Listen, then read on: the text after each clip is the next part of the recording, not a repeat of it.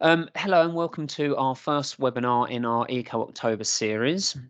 I'd like to welcome our guest speaker, Lucy Kebbell from the WIP, and I'd also like to welcome any of our guests who are listening online. We are currently recording this webinar, so anybody who've signed up that wasn't able to attend can view it, and also it's going to be placed on our website for anybody who'd like to review at a later date. Before I introduce our guest speaker, I'd just like to discuss what us for Business support team have on offer for our local businesses. So this is our team. There's myself, Rachel, and Sarah. We form the economic development team, and we're here every day to provide signposting for business support, finance, advice in regards to grants and training opportunities. We're currently working on an Eco October project, and this webinar forms part of our series. So this week we have 2 additional webinars. On Wednesday we have how to reduce your plastic use, and on Thursday we have our Green Young Entrepreneurs and our Great Start scheme. We also have 3 additional webinars next week. So on Tuesday, we have how to reduce your carbon footprint. And on Wednesday, we have discover a new career in retrofit. On Thursday, we have practical digital sustainability for SMEs. So if you're interested in these, then please go onto our website and sign up. As well as the webinars, we have a low carbon workplace grant, which is a £5,000 match funded grant. It's for our businesses who are wanting to reduce their carbon footprint.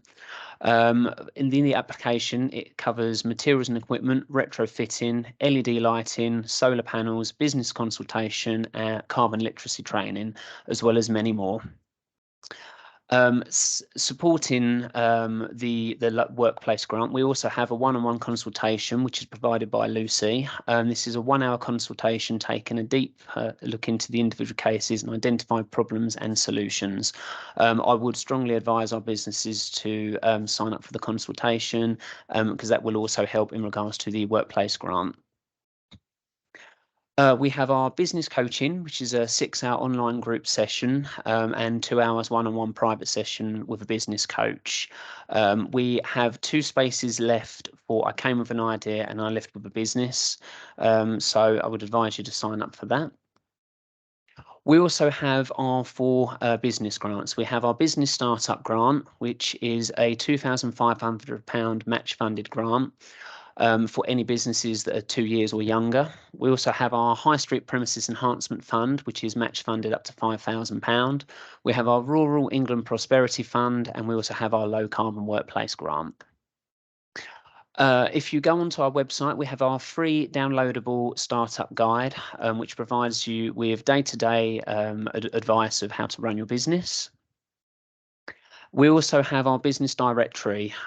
We encourage all of our businesses to sign up to this as it's resident facing. So a lot of our residents go onto this website and they do see your businesses. It also has helped and does help with our businesses if they want to collaborate with each other. So I would strongly encourage all of our businesses to sign up to this. It's entirely free, free to join. And if you just go onto our website and you can sign up there. Lastly, I'd just like to advise you in regards to our business newsletter. We send this out fortnightly. If you haven't signed up to it, I would advise you to. It's a great way of finding out what advice we're providing, what events we have, and just to keep you up to date in regards to all the business support that we have available. So without any further delay, I'd like to hand over to Lucy, and I'd just like to thank you, Lucy, for attending today and providing us with your knowledge. Thank you. Thank you so much. I will just go ahead and share my screen. It's really lovely to be here with you guys today because this is a topic that's really close to my heart, but it also is what I do for a living as well. And I really believe that more small businesses should be getting involved in being sustainable in some way at least, because when we all do something small, it's better than no one doing anything at all. So I'm here today to present getting confident about sustainability in your small business. So first of all, I'm going to introduce myself. So as Andy mentioned, my name's Lucy. I'm the founder of The Whip. I formerly worked in luxury fashion media for magazines and for stylists. And I also, after that, went on to work for sustainable businesses. I've had 3 years experience working as an Enterprise Nation local leader, running local meetups for them with other entrepreneurs. And I also recently became certified as a business mentor. I'm also a mother of 2. And I mention that because it's something that has taught me a lot about working for myself and how I'm pushing forward and growing. And it actually led me to become a business mentor.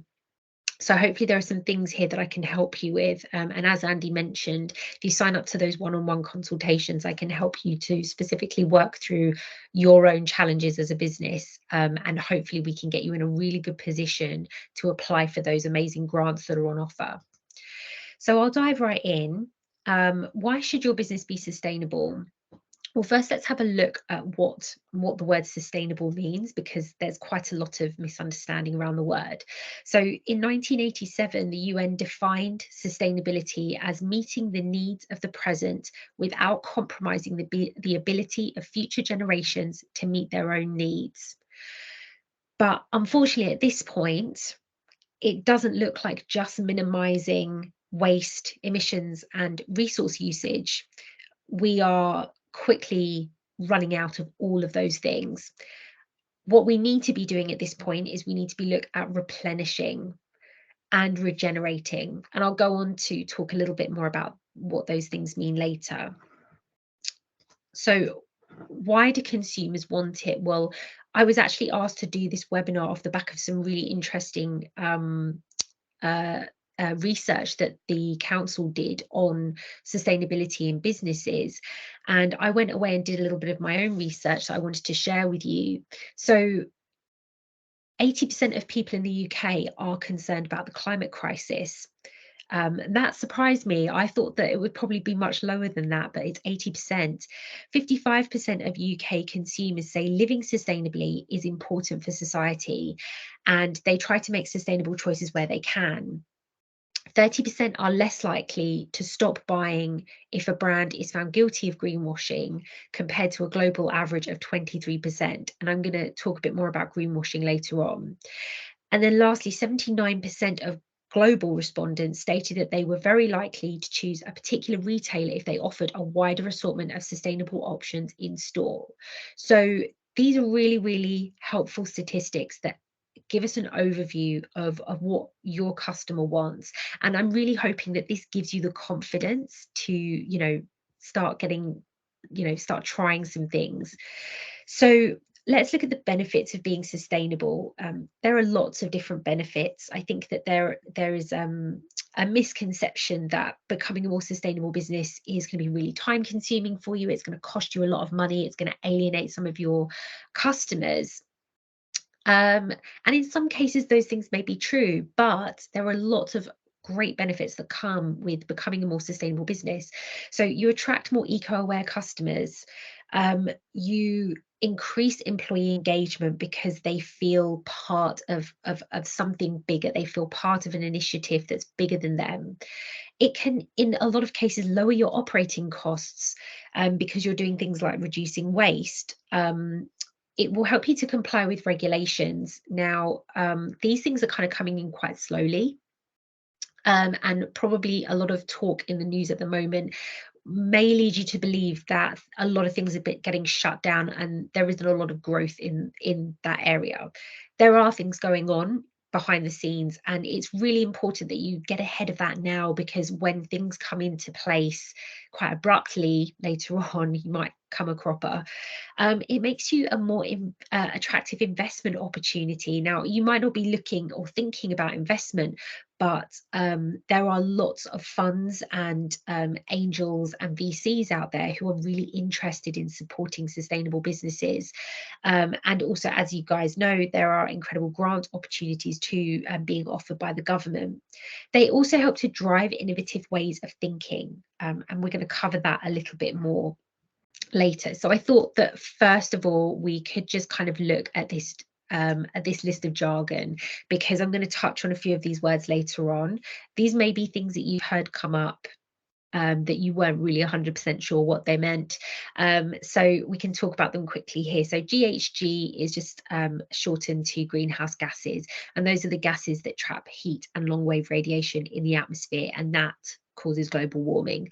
Net zero, so this is the balance between emitted greenhouse gases and the amount that is then being removed from the atmosphere. And this can be achieved in two ways. So you can do that via minimizing your greenhouse gases or offsetting, or both. There are a lot of different schools of thought around this. A lot of big businesses can sometimes be greenwashing when they say that they're net zero, because all they've done is bought lots of offsetting credits, say to plant trees, and they haven't actually minimized any of their emissions, which in my mind is, you know, sort of not really the point of the whole thing. So renewable energy does what it says on the tin. It's energy from renewable non-fossil sources. So for example, wind, solar, tidal, geothermal, etc. Because we're an island, we have access to all of these things, and they are generating a lot of power. I do know of some small businesses who have solar panels on their roof. They're doing geothermal warming, and they're in some cases selling energy back to the grid because they're producing too much. Circular. So circular economy is based around the idea of reuse and regeneration of materials and products, and it needs to keep things in use indefinitely. So it's no longer a linear way of thinking, it's a more circular way of thinking, where when we create products or services, we think about what is the end of life of this product. Can it be taken apart? Can it be reused? Can it be recycled? Is it compostable? Those are all things, including things like resale, recycling, upcycling, and rental. These are all circular ways of doing business. And life cycle analysis. So life cycle analysis is when we assess the environmental impacts associated with all stages of the life cycle of a commercial product, process, or service. So as I was saying previously with the circular one, you're not just thinking about making a product, selling the product, and then forgetting about it. You are thinking about what is the life cycle of that? How many times does it need to be washed? Can it be taken apart and reused? Is it compostable? Is it recyclable, etc.? And then I just want to touch on understanding emission scopes really briefly, because this is the basis for all greenhouse gas reporting in the UK. So scope 1 are greenhouse gas emissions that your business makes directly. So for example, running cars or gas boilers. These are very easy for you to measure and track. Scope 2, these are emissions that you create indirectly and come from where the energy you purchase and produced. So for example, emissions caused when generating electricity for your building. Those are your scope 2 emissions. Now scope 3 emissions, it gets a bit tricky here. This is everything else. And if that sounds overwhelming, that's because it is. It can make up around 70% of your business's total emissions footprint. And it's the hardest to address because it comes from other places in your supply chains. So for example, this lip balm I bought from a local business. So I would need to know how the packaging was made, where it was made, how it got to me. I'd need to know where all of the raw ingredients for this lip balm was made, where they were grown, how they got to me, who was involved in that process, etc. The labeling, how was the labeling created? It's a lot, right? So as I say, it's the overwhelming bit. And I just kind of want to address all of that because I think that a lot of people can get really hung up on what are my emissions. And it's definitely a very good thing to be interested in and to have an idea of. Andy was mentioning that you have access to some carbon literacy training, which I really really encourage you to take, because it's a really good background to have. But it's not the be all and end all. So I'm now going to go on to talk to you a bit more about those other things. So let's first look at environmental impact. Now, many people think that sustainability is just about environmental impact, but it's not. It's a lot more complicated than that. It's marrying up the environmental and the social. So we're going to talk about both of those now. So here are some examples of environmentally focused issues that you may come up with for your business and the goals that you might decide to set for yourself. So this could cover renewable energy. So for example, this could look like minimizing carbon emissions and your footprint, switching to renewable energy, or an offsetting program like tree planting or peat bog restoration. Reducing water usage and waste. So again, going back to that product life cycle analysis, you might be able to see where a lot of water is used in the supply chain, say for instance, for this lip balm. But it could also be on site, on premises as well, looking at where you're producing too much waste, both in terms of water and other types of waste. Use less resources as well, so limiting the use of natural resources, using recycled materials more and recycling more effectively. Using regenerative resources like bamboo or hemp is incredible. I realised I didn't put a regenerative definition in there, so I'm going to give you a quick one here. So regenerative is regenerating or giving back what's been removed. And this looks at things like soil fertility, animal, livestock, rainforests, etc. It's giving back what we've removed so that ecosystems can continue to exist and can continue to create the resources that we need. And then the final one is banking, and this is often one that people don't really think about. So you could switch your banking. That's really easy and often cheap, sometimes money saving thing to do. So you can look at your investments and your pensions, who you're banking with as well, who you're business banking with. Generally, disruptor banks like Starling and Tide are better. I would say probably the ultimate in eco and ethical banking is Triodos Bank as well. But generally, high street banks have been known to have invested your money in things like fossil fuels and also arms as well. And if that doesn't match up with your values, I highly recommend you take a look at what your bank might be up to and think about switching. Now, social impact. So this covers people, basically. It covers how your business impacts people, the people that work directly for you, the people that work in the supply chain that make your products, your community, so your business community, your local community, your customers, and it's about valuing those people. So examples of some issues and some goals that could sit inside social impact are paying a living wage as opposed to paying a minimum wage. And you should check what these are locally, both in your area and in your supply chain. So say, for example, I knew that the tin for my lip balm was being made somewhere in India. I would check to see what local living wage would look like. And then I would also check that that is actually a living wage, because unfortunately in some countries, they like to keep their official living wage quite low in order to draw in companies to come and work with them. But workers can't actually exist on that living wage. So it's really important that if that's a value to you, that you do your research there. And that goes into the second one, which is ensuring quality of life. So are the people that work in your business, in your supply chain, or in your local community, are they empowered? Are they educated? Do they have access to unions?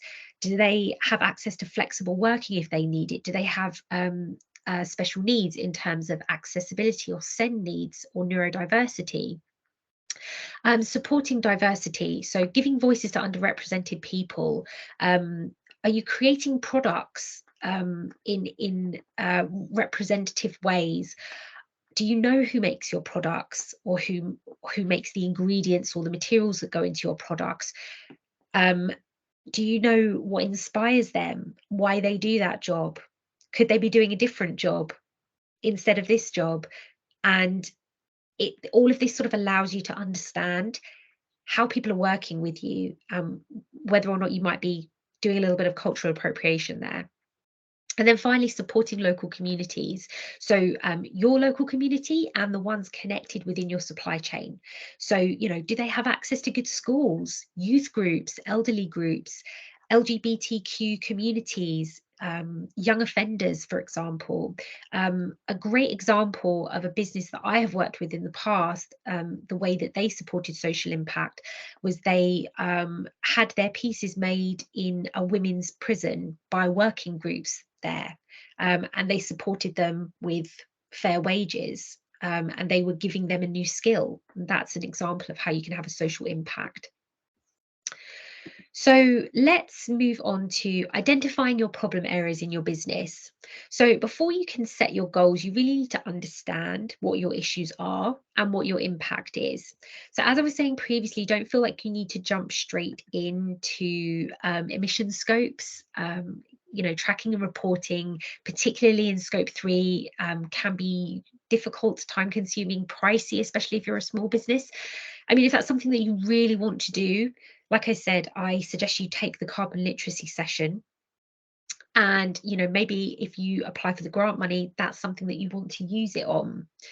But I'm going to look at some other ways that you can identify problems. So you can start by compiling customer, supplier, team feedback. And this can help you identify where to start because you understand where people feel strongly and where you can make your biggest impact, right? So your customers might want less packaging. Your staff might be worried about how far they have to drive to get to work. Maybe your child attends an underfunded youth group and you want to be able to help them. You need to think about how you can have an impact through your business there. Think about your own values. So do you want to reduce waste? Do you want to reduce emissions? Do you want to help your customers make more informed choices? Do you want to support a social impact charity? Like the women's prison. You can also look at what is low-hanging fruit. Those are great places to start. Can you optimize your recycling efforts quickly? Are you using the right bins? Oftentimes we don't know what's available in our local area, and it's always worth looking at. Can you ask some of your employees to cycle to work or share a ride share on the way to work? Can you switch some light bulbs, or can you switch your energy supplier? Also look at what support is available in your local area. Quite often there's a lot of support, a lot of government support for things, offering grants for energy efficiency, waste management, social enterprise partnerships, etc. Get involved in local business groups on Facebook to find these, but also obviously speak to Andy and the team because they know what's going on and they really want to be able to help you. So let's look at crafting your goals. So you may have seen this before. This is how to craft a SMART goal. So I recommend that when you put together your goals, you revisit them regularly just to kind of keep you on track. And it will also help you to keep up to date with innovation that's going on with grants and opportunities for your business, etc. Okay, so I've just kind of put a little example at the bottom here, and I'm going to get to the global goals bit in a minute. So, for example, I will switch 50% of our packaging to recycled, sourced within 6 months. So this is a SMART goal because it's specific. I'm just thinking about my packaging and how it's recyclable. From recycled sources. It's measurable because I've said 50% of that packaging. Achievable because I've said within 6 months, but we can always move that, whatever's achievable for you, right? It's relevant because, I've spoken to my customers and I've spoken to my staff and they've told me that they wish that they could recycle my packaging or that I obtained it from recycled sources. And then timed because I've said that I'm going to do it within 6 months. And that's generally sort of the best way to do it in order to actually create a clear goal that you understand, that your staff and your team understand. That's really, really important. And something that you can measure when you go back to it in 6 months' time. Okay, maybe I only managed to switch 30%. Okay, so I'm going to aim to do another 30% in the next 6 months, and then you can actually work actively towards reaching those goals. So the global goals. So let's take a quick look at this. This is quite a nice, easy way to find an objective, because the global goals for sustainable development are they're globally known about. They're widely understood, and a lot of businesses, when they align themselves for one of these goals, it kind of takes the faff out of helping your customer or your suppliers or your community to understand what your values and what your goals are, what you're aligned to as a business. So if you haven't come across these before, these are the global goals are a collection of 17 interlinked objectives designed to serve as a shared blueprint for peace and prosperity for people and the planet now and crucially in the future. Because going back to our sustainability definition, this is about, providing for people in the future, right? So now you can go ahead and you can start to create a roadmap or a policy document that you can keep live. So say you can put it in in Google Docs, and it will help you to keep yourself and your team accountable. It doesn't have to be fancy. You can put it anywhere you like. So I'm actually going to take and give you an example of what I mean by creating a goal around these global goals, and give you a couple of examples. And I'm going to give you an environmental example and a social example as well. So this first one, I've selected number 6, clean water and sanitation. So you can start to think about what that looks like for your business. Obviously, all businesses are different. The ways that you operate are never the same. So take a, have a think between you and your team. What does clean water and sanitation mean to you? So it might look like reducing water waste in your supply chain. Say, for example, you create t-shirts or you sell t-shirts. How much water is used in the supply chain of that t-shirt that you're stocking? Take a look. It's a shocking amount of water that is wasted. Can you help to reduce that? Can you help your supplier to reduce that? Or can you switch to a different cotton supplier? Maybe that's the answer. Maybe you can switch to a recycled cotton supplier, or you can find a maker who uses dead stock cotton, which is a fabric that has been usually bought by a brand and then is just never used. It's sort of left. Can you use water safe chemicals? Educate yourself on what those look like for you and your business, and go about starting to implement that. Can you donate to a water charity as well? That's quite a nice, easy way of aligning your business with a value, especially it can be customer facing. And on the worksheet that I'm going to give you guys afterwards, you'll see that there is an amazing integration for digital businesses called Virtue. And you can plug this into your Shopify or your WooCommerce or whatever it is that you're using if you're selling online, and you will give you an option to align yourself with a charity that you want to align yourself with, and either make a donation through sales yourself or encourage your customers to make a donation. And it's very quick and easy to do. They brand it all up for you. I highly recommend it. So let's move on to no poverty. So this is our social impact one. I know no poverty can feel like a really big thing. A lot of these things are really, really big things. What matters is how you're addressing it, right, in your small way.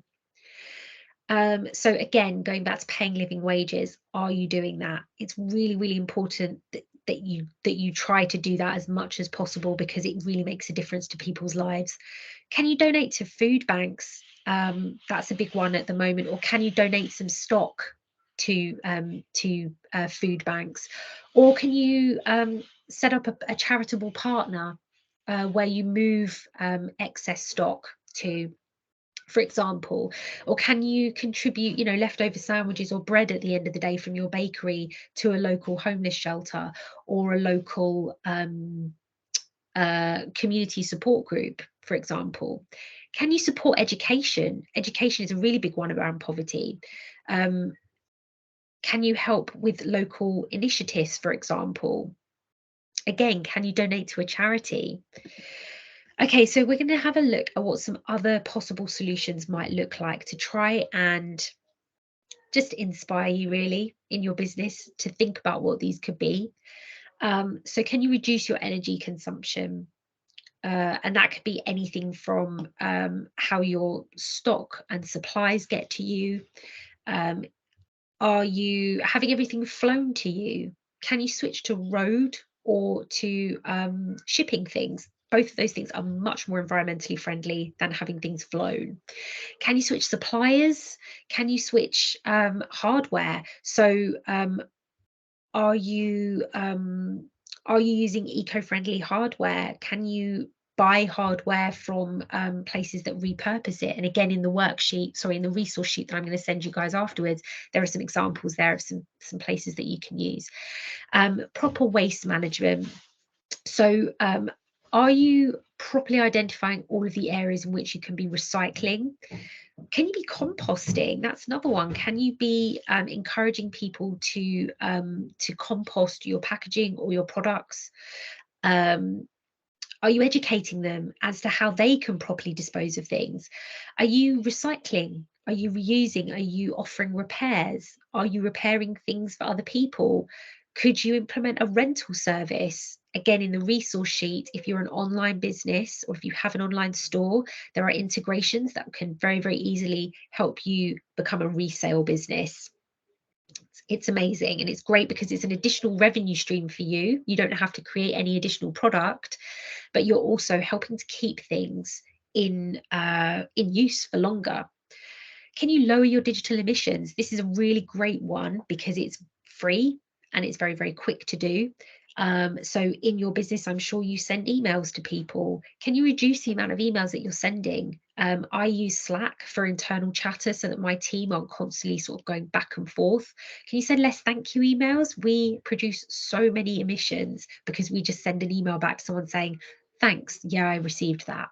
Can you just send less thank you emails? Can you switch your hosting server? There are tons of green hosting servers available that run on renewable energy, and you want to choose one that runs their servers using renewable energy, not one that's offsetting. Can you contribute to charities? So, you know, going back to what I was saying previously about social impact, is there anything going on within your local community that really resonates with you? I also work with a small jewelry business who one of the main reasons that she set up her business was to empower young Indian girls to get a proper education. And so through all of the products that she sells, she donates a percentage of her profits to an education charity in India. Think about how you're empowering the next generation as well. How are you helping children in your area to understand what their responsibilities are in terms of energy consumption, waste management, reusing, recycling, etc. Can you switch your packaging suppliers? Can you introduce reuse or loaning? Maybe you want to start introducing refill options in your shops. Those are everywhere at the moment, especially where I live. Can you loan some packaging? So can you charge people a small returnable amount for a jar of whatever it is that they buy for you, that they bring the jar back? Is that something you can do? Can you reduce your emissions through transport? Sorry, I have actually already touched on this, but you know, ask your staff how they get to work. Can they carpool? Can they cycle? Can they get a bus or a train if they feel safe to do that, obviously? Okay, so now we're going to look at greenwashing. So hopefully you're feeling a little bit clearer about what your goals might be, what those solutions to those goals might be. Now you need to talk about your efforts. So by communicating your journey, you increase trust in your business, which is vital, and it helps to improve customer retention and marketing and brand awareness. So going back to what we were saying about attracting those customers who are looking for an eco-friendly or an ethical shop in their local area. But when we talk about green marketing and communication, we have to look at greenwashing too. And I did touch on greenwashing earlier, but we're going to look at it in a bit more detail. So greenwashing is when you communicate a false or unverified claim that your business or product is eco-friendly or green. You know, you might use any of those words. The new Green Claims Code is now being enforced by the Competition and Markets Authority in the UK. They've gone after the big fish. You might have seen that brands like H&M, Zara, and Asda had to pull certain ranges because it didn't meet the criteria and they were found to be greenwashing. Oh, actually, sorry, they weren't found to be greenwashing. They knew they would be found to be greenwashing, so they pulled those ranges before they could be asked about it. So the Competition Markets Authority in the UK stipulates that it can be as simple as using the words eco or green, etc., or using green colours or images like leaves and trees when it is misleading to do so. Right, so let's talk about that a little bit more. And I've put together some case studies here for you to help you understand what greenwashing can look like. So BP, we all know BP, they changed their name to Beyond Petroleum and publicly added solar panels to gas stations. They were, however, called out for misleading the public with its advertisements that focused on BP's low carbon energy products, because more than 96% of its annual spend is on oil and gas. And people don't really like being lied to in that respect, right?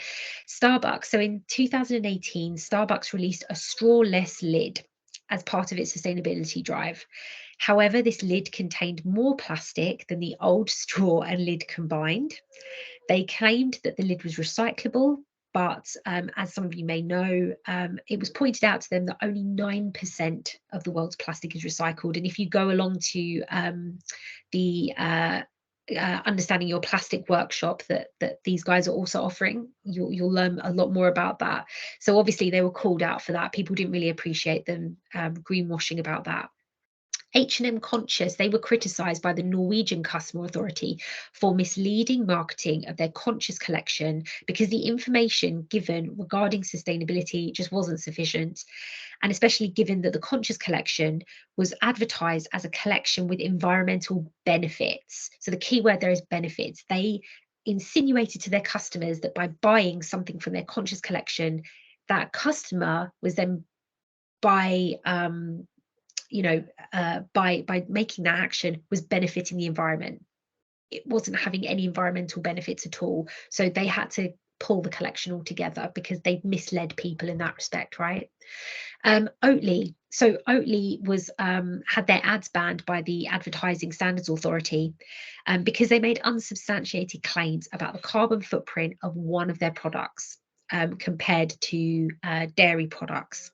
They insinuated that it was across their products, and it wasn't. It was one product, and it wasn't even the product that was mentioned in the advert.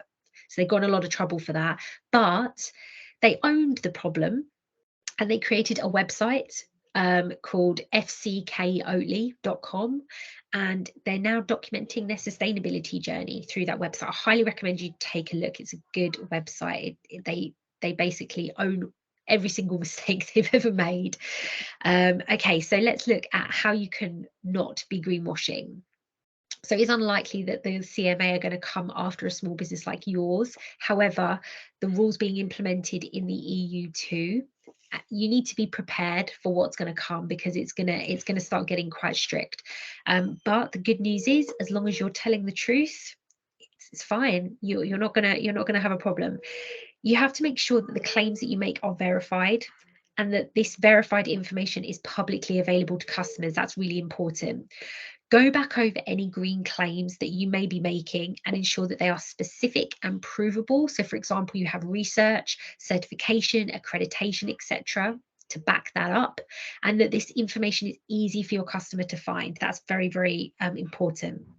The easiest way to avoid greenwashing is by being transparent. So take the customer on a journey, add a sustainability roadmap page to your website, and tell customers what you've done, what you're doing, and what you plan to do. This really humanizes your business because they'll see that you do have values, you are trying. You might not be getting it right all the time. No one can, because our understanding of what is sustainable and what is not sustainable is kind of constantly shifting. But they see that you're doing something and you're talking about it and you're taking them along on the journey, and they like that. Label products clearly and provide resources online for customers using QR codes to ensure that you're complying. So for example, if you are in your store, or if you are attending a market, for example, and I had this lip balm on offer that says that it is organic, vegan and handmade, I would have a small sign next to my lip balms with a QR code on it with a link to my website that had a page that explained how specifically it was organic, how specifically it was vegan, and how specifically it was handmade. It seems like a lot of work, but once you put it in place, you're golden. So I hope that this has empowered you to feel more confident going forward in your journey to be more sustainable. Don't forget, there is no such thing as 100% sustainable. We're all just doing our best.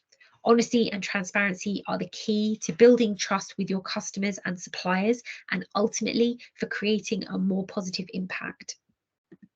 So you can become a member of the WIP if you wish, if you want to continue your journey surrounded by other business founders and entrepreneurs who are doing the same things as you and feel supported in that.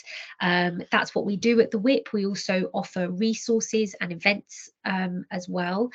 And if you scan that QR code, that will take you directly through to our webpage where you can look at more of our resources, which are free, and you can also sign up. We have 2 tiers of membership. First is a community membership, which is entirely free. And we have a premium membership, which is just £7.50 a month and gets you even more benefits like 50% off of our event tickets, co-working as well. And we have a lot more stuff coming soon. And as I mentioned, I'm also a business mentor, and I specialize with working with small sustainable businesses and underrepresented founders, so women and people from Black ethnic minority communities as well, and LGBTQ communities. If you would like to work with me, I would love to hear more about your business. So please drop me an email at the email on the page, and yeah, let's see how we can help you. Thank you so much. I'll stop sharing my screen now. Brilliant. Thank you, Lucy. That's been amazing. I think it's given us a lot to think about, and yeah, and I'd just like to thank anybody who's listening into this. And if you've got any questions or any queries, or if you'd like any information, you can either contact the business support team, or Lucy on the details that she's provided, and we're more than happy to help. Yeah, and I'll be giving Andy a copy of the resources as well that he can send out to anyone who's interested. And like I said, that includes resources for things like tracking your emissions, things to do with your waste, creative things to do with your waste, integrations for your e-shop if you have one. Yeah, lots of things on there. Lovely. Brilliant. Okay, thank you very much. Thank you so much. Lovely. Thank you then, Lucy. Take care. Thank you. Thank you.